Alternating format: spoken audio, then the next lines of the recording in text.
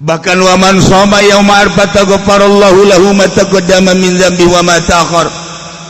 saha jelema nu puasa di poe Arfah Allah bakal ngahampura kana dosa sataun ka tukang sataun ka hareup masyaallah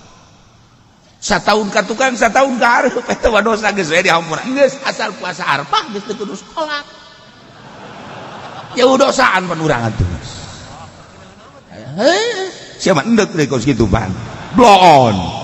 nak ceritakan ganjaran anak jutu sholat siapa nggak ada dengekin bela cakia gitu ada kudu sholat jaga siampura aing bepan udah disalahkan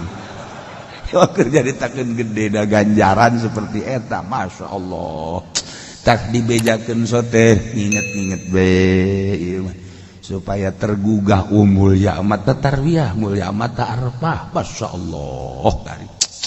hebat dah supaya orang tertarik sebab orang mah masih kena TK makan kos gitu mah dibere bodrek embungeun tapi bodrek sih ndaengkeun amis katanya nah eta urang TK ge tah nyahona ka jeroan